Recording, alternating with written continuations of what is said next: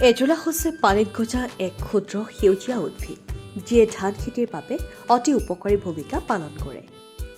এজোলাৰ উপস্থিতিত ধান গছে স্বাভাৱিকভাৱে অধিক পুষ্টি লাভ কৰে আৰু শক্তিশালীভাৱে বৃদ্ধি পায়। ফলস্বৰূপে ধান উৎপাদন বৃদ্ধি পায়। আজোলাৰ ব্যৱহাৰে ৰাসায়নিক সাৰৰ ওপৰত নিৰ্ভৰতা হ্ৰাস কৰে। বৰ্তমান সময়ত অধিক উৎপাদনৰ আশাত বহু কৃষকে ৰাসায়নিক সাৰ ব্যৱহাৰ কৰে, যিয়ে মাটিৰ গুণাগুণ নষ্ট কৰাৰ লগতে পৰিৱেশ প্ৰদূষণো বৃদ্ধি কৰে। কিন্তু আজোলা এক সম্পূৰ্ণ প্ৰাকৃতিক জৈৱ সাৰ হোৱাৰ বাবে ই মাটিৰ কোনো ক্ষতি নকৰে। বৰং আজোলা পচি মাটিত জৈৱ পদাৰ্থ যোগ কৰে, যাৰ ফলত মাটিৰ উৰ্বৰতা বৃদ্ধি পায়, পানী ধৰি ৰখাৰ ক্ষমতা উন্নত হয় আৰু মাটিৰ গঠনো ভাল হয়। এনে মাটিত ধান গছ আৰু অধিক সুস্থ আৰু উৎপাদনশীল হয়। আজোলা অতি সহজে আৰু কম খৰচত উৎপাদন কৰিব পাৰি।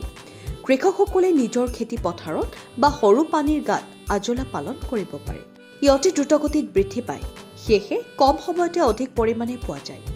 এইকাৰণে ই সৰু আৰু দৰিদ্ৰ কৃষকৰ বাবেও এক লাভজনক সাৰ হিচাপে পৰিগণিত হৈছে। ইয়াৰ উপৰিও আজোলা পশুখাদ্য হিচাপেও ব্যৱহাৰ কৰা হয়। গৰু, হাঁহ, কুকুৰা আদি পশু পক্ষীক আজোলা খোৱালে সিহঁতৰ স্বাস্থ্য উন্নত হয় আৰু গাখীৰ তথা কণী উৎপাদনো বৃদ্ধি পায়। সেয়েহে ক'ব পাৰি যে আজোলা হৈছে এক অতি উপকাৰী, কম খৰচী জৈৱ সাৰ, যিয়ে ধান উৎপাদন বৃদ্ধি কৰাৰ লগতে মাটিৰ উৰ্বৰতা সংৰক্ষণ কৰে আৰু কৃষি ব্যৱস্থাক অধিক উন্নত কৰি তোলে। নিউজ ডেস্ক ৰিপৰ্ট অংকুৰিত।